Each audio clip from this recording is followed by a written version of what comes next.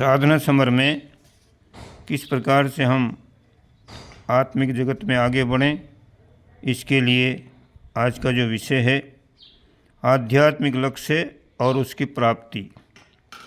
हमारा बाहरी जीवन अनेक भागों में विभक्त होता है, पर उसकी जड़ एक ही जगह रहती है। सारी शरीर में रक्त भ्रमण करता है, पर उसका उद्गम हृदय स्थल ही होता है। आहार से पोषण सारी देह के सब अंगों का होता है, पर उस आहार का पाचन संस्थान पेट ही तो है।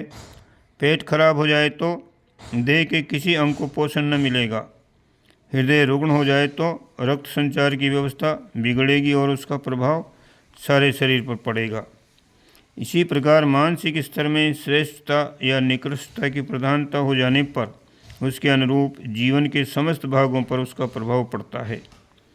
उत्कृष्टता एवं निकृष्टता की परिस्थितियां सामने उपस्थित होती हैं, अतएव इस तथ्य को हमें समझ ही लेना चाहिए कि बाहरी परिस्थितियों में सुधार या परिवर्तन करने की इच्छा रखने वाले को अपना आंतरिक स्तर सुधारने के लिए सबसे पहले कदम उठाना चाहिए। आध्यात्मिक, राजनीतिक, सामाजिक, आर्थिक, मानसिक, शारीरिक विभागों में बटा हुआ जीवन अनेकों प्रकार की विभिन्न समस्याओं से आच्छादित रहता है। अगणित प्रश्न सामने उपस्थित रहते हैं और बहुत सी उलझनें सुलझाने के लिए चिंता बनी रहती है। इसके लिए तरह तरह के उपाय भी किए जाते हैं। कठिनाइयों को हल करने और सुविधाओं को उत्पन्न करने, असफलताओं से बचने और सफलताओं से लाभान्वित होने के लिए क्या नहीं करता। अपनी अपनी शक्ति और सामर्थ्य के अनुसार हर कोई विपन्नताओं को हटाकर संपन्नता के लिए चेष्टा करता है, पर ये चेष्टाएं तभी सफल होती हैं जब आंतरिक स्तर में आवश्यक अनुकूलताएं मौजूद हों। गुण कर्म स्वभाव के प्रतिकूल रहने पर अभीष्ट मनोरथ प्राय सफल ही नहीं होते। जीवन के किसी भी क्षेत्र पर दृष्टिपात करें, असफलताओं का एकमात्र कारण व्यक्ति की आंतरिक दुर्बलताएं दिखाई पड़ती हैं। आध्यात्मिक प्रगति के लिए अनेक लोग देर तक पूजा पाठ करते रहते हैं। उनका विश्वास होता है कि अमुक कर्मकांड या विधान को अमुक समय तक अपनाए रहने पर अमुक प्रकार की आध्यात्मिक सफलता मिल जाएगी, पर उन्हें याद नहीं रहता कि इसके साथ ही एक भारी शर्त लगी हुई है, अंतःकरण की अनुकूलता। यदि ये शर्त पूरी न हुई तो पूजा का कष्ट साध्य एवं चिर सेवित साधन विधान भी अभिष्ट प्रतिफल उत्पन्न नहीं कर सकेगा। आध्यात्मिक साधन विधानों के सुविस्तृत प्रतिफल और आकर्षण विधान धर्मशास्त्रों में लिखे हुए मिलते हैं। प्राचीन काल के ऐसे अगणित उदाहरण मिलते हैं जिनमें उन साधनाओं को अपनाकर साधकों ने आश्चर्यजनक लाभ प्राप्त किए हैं। अब भी ऐसे अगणित व्यक्ति मौजूद हैं जिनकी साधना ने उन्हें उच्च स्थिति तक पहुंचाया है। इन उदाहरणों को देखते हुए ये विश्वास करना ही पड़ता है कि साधनाओं का जीवन में अत्यधिक महत्व है और उनके सहारे प्रगति की मंजिल तेजी से पूरी की जा सकती है। इतना होने पर भी जब ऐसे उदाहरण सामने आते हैं कि अमुक व्यक्ति लंबे समय से अमुक साधना करते रहने पर भी कुछ प्रगति न कर सका, वरन पहले की अपेक्षा और भी हीन स्थिति को पहुंच गया, तो उसका कारण तलाश करते हुए भारी असमंजस उत्पन्न होता है। किसी को भारी लाभ, किसी की उल्टी अवनति, इस परस्पर विरोधी परिणाम का हेतु सोचते नहीं बनता, सूझ नहीं पड़ता। वस्तु स्थिति यह है कि एक व्यक्ति उच्च भावना स्तर के साथ, शुद्ध चरित्र के साथ, श्रद्धा और विश्वास के साथ, एकाग्रता और निष्ठा के साथ साधना क्रम में संलग्न होता है।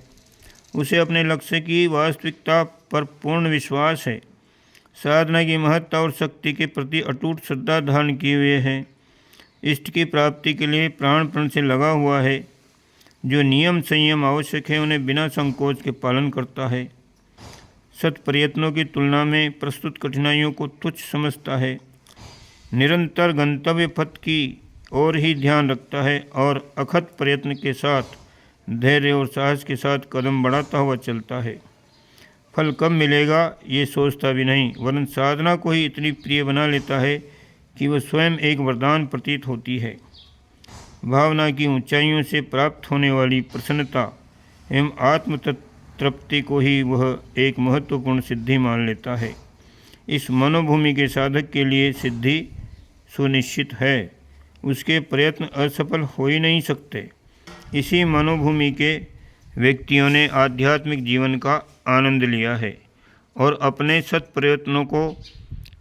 सत्प्रयत्नों का समुचित लाभ भी उठाया है। इसके विपरीत दूसरी उथली मनोभूमि के साधक जप, भजन, ध्यान, पाठ, व्रत, उपवास करते तो हैं, पर वह सब होता आधे मन से है। इन प्रयत्नों का सत्परिणाम मिलेगा भी या नहीं, इस संबंध में मन में सदा शंका और अविश्वास बना रहता है। न नियमितता रहती है और न निष्ठा। जब जो जितना बंद पड़ा किया, न हो सका तो छोड़ दिया। जिन नियम संयमों का पालन आत्मबल की वृद्धि के लिए आवश्यक है, उनके बारे में मन नाना प्रकार के कुतर्क करता रहता है। इस झंझट की क्या ज़रूरत, ये अड़ंगा बेकार का है, इन विधि विधानों से क्या लाभ आदि कतर विरोध करते रहने से बेचारी साधना पद्धति को ही लंगड़ी लूली कानी नकटी बना लेते हैं। उस पर भी मन नहीं जमता। श्रद्धा और विश्वास के अभाव में बेगार की तरह ही इस भार को उतारा जाता है। 10 दिन होने नहीं पाते कि पर्वत के समान कामनाओं की पूर्ति का वरदान और अष्ट सिद्धि नवनिधि की ललक बेचैनी का रूप धारण कर लेती है। अभी ये नहीं मिला, अभी वह नहीं मिला, अभी कुंडलिनी जागृत नहीं हुई, अभी भगवान के दर्शन नहीं हो सके, इतने दिन तो हो गए, अब कब तक सब्र करें आदि बातें सोचने लगते हैं। असंतोष बढ़ता है, साथ ही अविश्वास भी। उपेक्षा आरंभ होती है और उसका अंत साधना के परित्याग के रूप में देखा जाता है। जिनका दैनिक जीवन पाप, द्वेष, दुराचार, दुष्टता और अनिति में डूबा रहता है, कुविचारों से जिनका मन और कुकर्मों से जिनका शरीर निरंतर दूषित बना रहता है, उनका अंतःकरण भी गंदा रहेगा और उसी गंदगी में दिव्य तत्वों का अवतरण कैसे संभव हो सकता है। साधना में शक्ति तब आती है जब श्रद्धा और विश्वास, संयम और सदाचार का पुट भी समुचित मात्रा में लगता चले। दैनिक जीवन की पवित्रता ही इस बात की कसौटी है कि किसी व्यक्ति के अत्यधिक तत्वज्ञान को हृदयंगम किया है या नहीं। यह निष्ठा जिसके भीतर उतरेगी, उसके गुण, कर्म, स्वभाव में श्रेष्ठता एवं सज्जनता की मात्रा अन्य व्यक्तियों की तुलना में बड़ी चढ़ी होगी। ऐसा पवित्र और आदर्श जीवन बिताने वाले के लिए आत्मिक प्रगति नितांत सरल है। ईश्वर का दर्शन, आत्म साक्षात्कार उसके लिए जरा भी कठिन नहीं होगा। इतिहास पुराणों में ऐसी अगणित कथाएं आती हैं जिनसे प्रतीत होता है कि सदाचारी, श्रेष्ठ आचरणों वाले, उत्कृष्ट भावना संपन्न, साधारण श्रेणी के साधारण साधना करने वाले व्यक्तियों को योगी, यति, तपस्वी और ब्रह्मज्ञानी लोगों की भांति ही ईश्वरीय अनुकंपा एवं अनुभूति का अनुभव हुआ है। कारण स्पष्ट है कि योग साधना का उद्देश्य केवल इतना ही है कि आंतरिक दुष्प्रवृत्तियों का समन और संयम किया जाए। चित्तवृत्तियों के निरोध को ही महर्षि पतंजलि ने योग कहकर पुकारा है। यह कार्य व्यवहार के जीवन में सत्यनिष्ठा और परमार्थ बुद्धि को स्थान देने से भी संभव हो सकता है। सबरी, सूर, मीरा, कबीर, रैदास, केवट, गोपियाँ, नरसी, धन्ना आदि के ऐसे असंख्य उदाहरण मौजूद हैं जिन पर विचार करने से मालूम होता है कि भावपूर्ण उत्कृष्ट अंतःकरण का निर्माण योगाभ्यास के अतिरिक्त व्यवहारिक जीवन को शुद्ध रखने से भी संभव हो सकता है। उच्च अंतरात्मा द्वारा की हुई स्वल्प एवं अविधिपूर्वक की गई साधना भी भारी सत्परिणाम प्रस्तुत कर सकती है। वाल्मीकि डाकू की मनोभूमि जब पलटी तो शुद्ध राम नाम ले सकने में असमर्थ होने पर मरा मारा कहते हुए उल्टा नाम जपते हुए भी वे ऋषित्व को प्राप्त कर सके। सदन कसाई, गणिका, अजामिल, अंगुलीमाल, अम्लपाली आदि अनेकों चरित्र ऐसे मौजूद हैं जिनमें अंतःकरण के परिवर्तन होते ही स्वल्प साधना से भी उच्च स्थिति की उपलब्धि का प्रमाण मिलता है। देर तक कठोर शारीरिक तपस्याएँ करने पर भी, बहुत पूजा उपासना करते रहने पर भी जब आत्मिक प्रगति नहीं देख पड़ती तो उसका एकमात्र कारण यही होता है कि अंतःकरण के विकास का प्रयत्न नहीं किया गया। केवल पूजा तक ही साधना को एकांगी एवं सीमित रखा गया। साधना को औषधि कहा जाए तो सदाचार को पथ्य मानना पड़ेगा।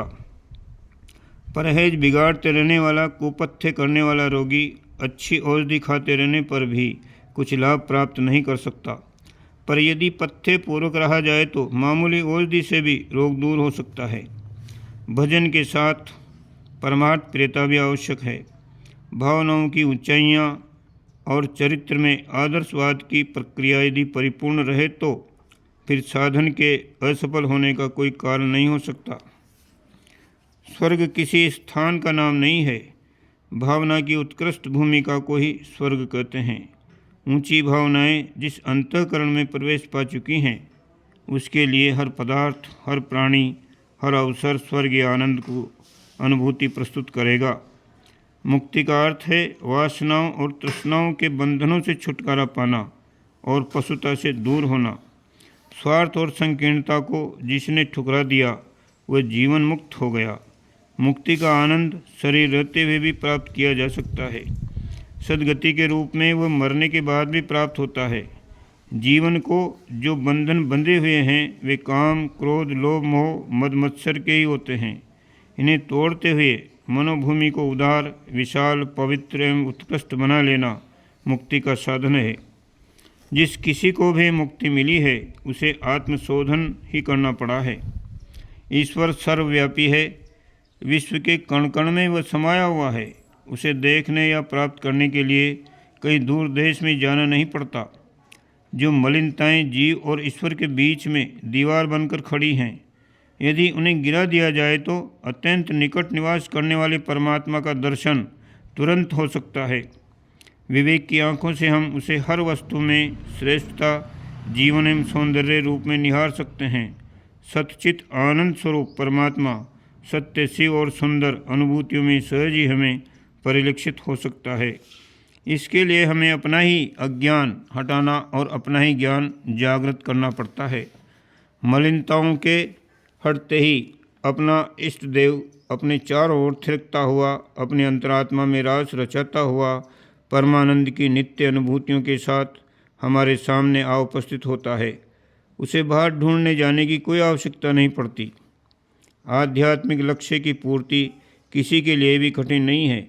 अपना भीतर सुधार करने पर वे सब साधन सहज ही जुट जाते हैं जिनके आधार स्वर्ग अनुभूति, जीवन मुक्ति, शांति, सद्गति, सिद्धि एवं ईश्वर प्राप्ति को विभूतियाँ उपलब्ध हो सकें।